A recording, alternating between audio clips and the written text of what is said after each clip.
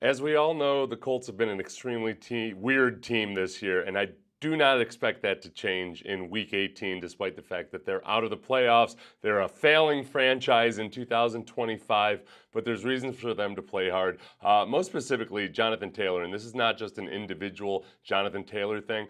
Teams take a lot of pride, especially good offensive lines, in getting guys certain things. Like Jonathan Taylor has a chance to be the leading rusher in the NFL. He's second behind James Cook right now. And we know that Jonathan Taylor is still very explosive. The second half of the season, he hasn't been as good as the first. But the thing that really concerns me about Jonathan Taylor is that A, he's capable of these huge plays, but B, some of these plays that are reminiscent of the Ashton Genty run, where remember it looked like Ashton Genty was dead in the water. If everybody isn't dialed in 100%, Jonathan Taylor is still very capable of reeling off these long runs, these game-breaking type runs. You say, well, the Texans they're damn near favored by 2 touchdowns, right? One of these a game can do that to you. And if we look at some of the things that happen, it's always it's interesting with a new quarterback. On this one against the Chargers, a good defense.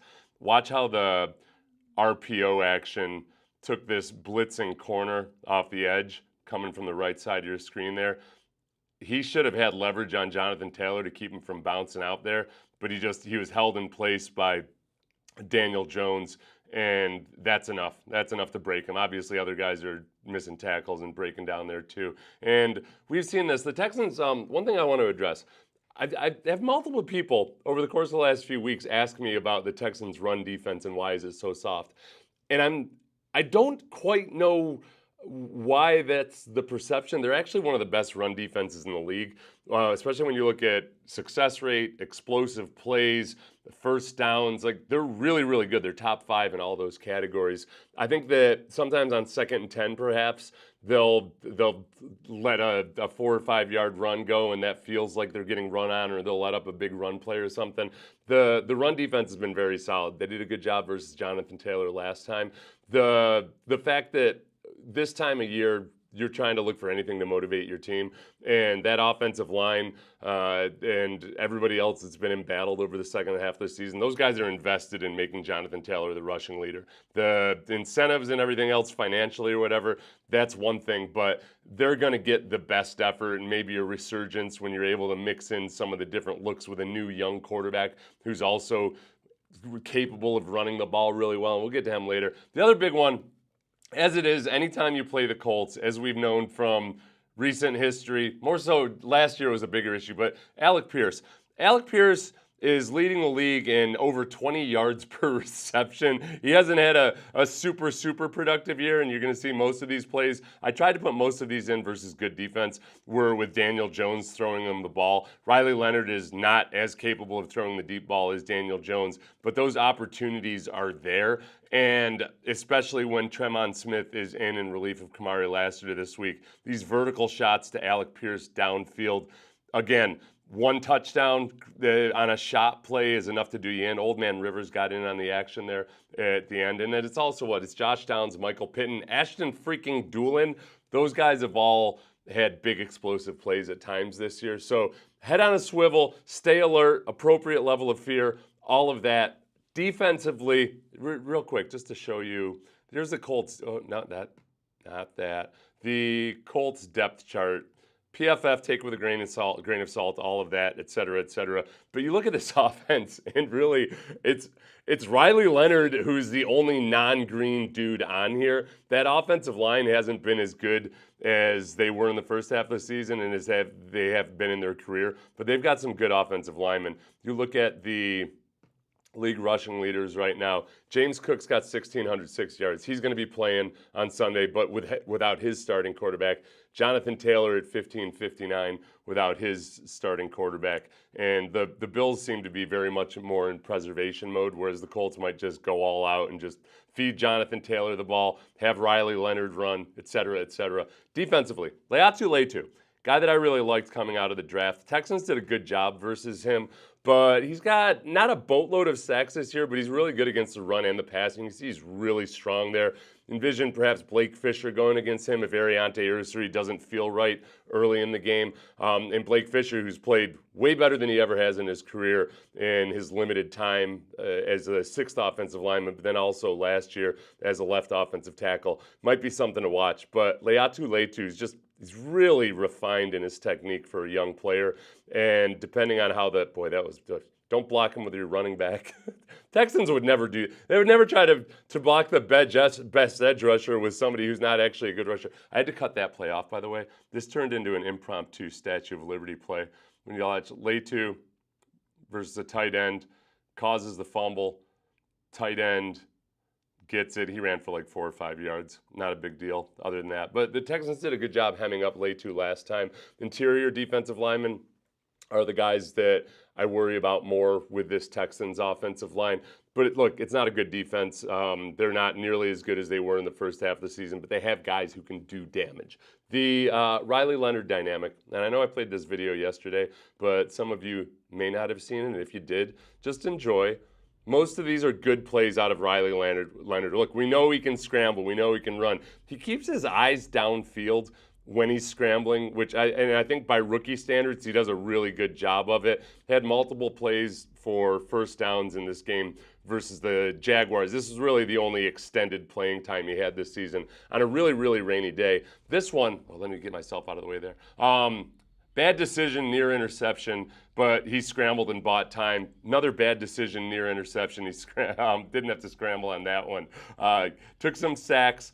Took 1 sack in the end zone that I believe we'll see here in a little bit that he didn't have to take, but it ended up being a safety. But he's done enough good that if they can minimize the bad and if they can engineer some shot plays to guys like Alec Pierce, there's one of his interceptions. Here's the safety, just standing right there in the end zone.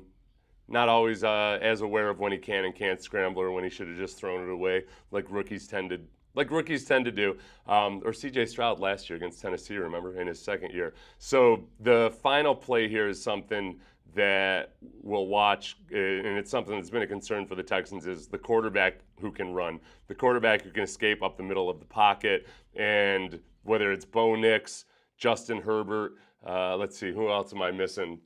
Baker Mayfield. It's been that one thing that gets us all holding our breath in the fourth quarter. If the game is close, the disciplined pass rush, what the Texans are 95% of the time pretty good at, but when you do it versus a mobile guy, these guys can jump up and bite you in the butt. Shane Steichen would be the other X factor. Usually I listen to podcasts from the upcoming opponent, read the articles, read their blogs and everything. Very little discussion about this game today. A lot of discussion about Shane Steichen and Chris Ballard, the general manager. I get the sense, reading the tea leaves, that Chris Ballard is a really good chance that he doesn't survive this offseason. I think Shane Steichen they still largely believe in. And one thing about Shane Steichen is, man, he got the best season of Gardner Minshew's career out of him. And Gardner Minshew's had some good moments here and there, his rookie year specifically, but he got a really good year. I mean, Gardner Minshew almost kept the Texans out of the playoffs a couple of years ago. And I don't think that he's going to take Riley Leonard to all-pro status or anything, but I think he very much, with a full week of preparation, could get a threatening performance out of Riley Leonard because they have the element of surprise on their side. Fear is healthy, yes, and the appropriate amount of fear. You guys know I love that expression. I get worried when we blitz. I know, because the Texans don't have to blitz. When they do, it feels like, especially with a backup cornerback out there on the field, that's where you end up. That's where you end up really sometimes being exposed. Some of those plays, if you go back to the Alec Pierce plays, Retired Rose says, I won't say I'm scared of any of our possible opponents, but I could say I have my concerns about a couple of the possible opponents. If you go back to some of those Alec Pierce plays, the one notable common denominator about those deep shots is that the quarterback had a lot of time in the pocket. And they do have good offensive linemen. I think there's going to be max protection, there's going to be play action, there's going to be all those things where with a four-man pass rush, you're not always going to get there right away. I don't think he doesn't have the ability to hit those deep shots the same way Daniel Jones did. But if a guy's wide open or it's a very, very easy read and it's a close game, there's a potential for it. So I feel very confident about this game tomorrow, but I think likewise, D'Amico probably showed a lot of those same clips. They're probably watching, I know they're watching college film of Riley Leonard, at least the coaches are, because you got to try to get a feel for, okay, if I'm Shane Steichen, then I'm looking at Riley Leonard, and I know what he's comfortable with and what he can do. It's a guy that ran 17 times in the national championship game last year, and I don't think if you want to make it as easy as possible on him, you introduce as much of the quarterback rushing threat as you can. You don't have to worry about limiting his carries or anything like that. You know, with a guy like Lamar Jackson, you might say, okay, well, we only really want to run him a few times a game because he's got to make it through a season in the postseason. But you want to always have that threat there. With Riley Leonard, they'll just say, balls to the wall, let's go for it. Quick note, because every time I use that expression, balls to the wall, people think it's dirty. It's not. It comes from, it's an aircraft expression from pushing the throttles all the way to the wall, the balls to the wall. The old school aircrafts would have on the throttles, they'd be like balls to the wall. You can use it without any fear of sounding, well, people will interpret it as bad, but whatever.